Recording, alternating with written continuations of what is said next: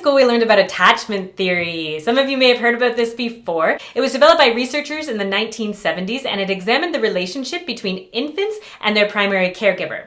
They then looked at connections between this relationship and behaviors that the infants began to have as adults. In particular, they looked at their ability to form intimate relationships with other people. Wanting to be a sex and relationship coach, this was obviously very interesting to me. I wanted to learn more about all of the attachment styles and what it means about how we can form relationships as adults. So there are currently 4 different attachment styles. Number 1, secure attachment. This is when infants received a very high rate of response from their caregiver. So when they had a need, that need was most likely met. This made them feel safe and this made them feel secure. As adults, these individuals were able to form healthy, intimate relationships with other people, and they often had positive views of themselves as well as other individuals. Number 2, anxious, ambivalent, or preoccupied attachment. This is when infants received a low rate of response from their primary caregiver, whereby they were not sure whether or not their needs would be met. As adults, these individuals tended to have negative opinions of themselves and relatively positive opinions of other people because they learned at a young age that people were capable of giving them care,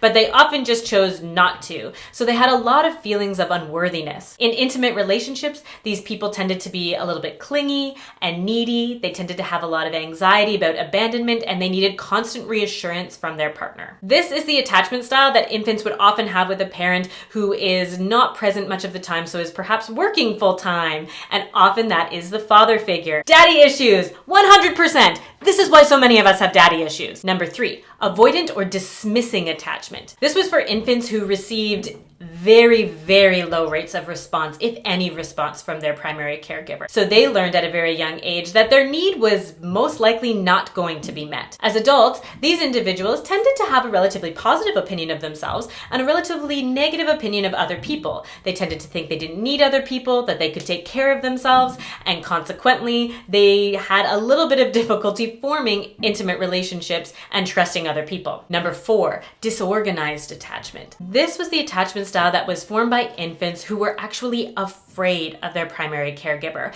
They were never sure whether they should advance or recoil. This is likely the case for infants that were very badly abused. Now, it is unlikely that any of us have just one attachment style. We likely have sort of a combination of a couple different ones because we often had more than one caregiver as children. So there's this really cool test that you can take and it will plot you on this graph. Here's mine. As you can see, I am in the secure attachment zone, which is great. Good job, mom and dad.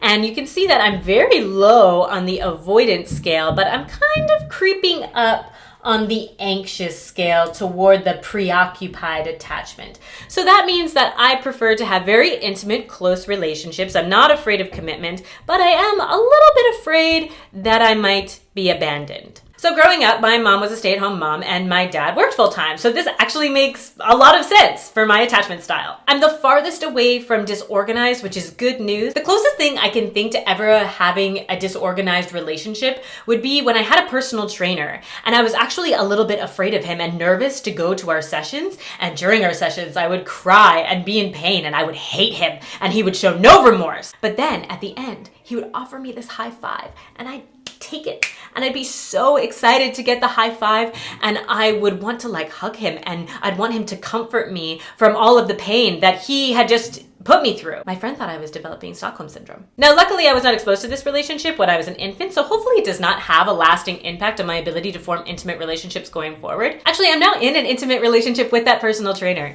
He's my boyfriend.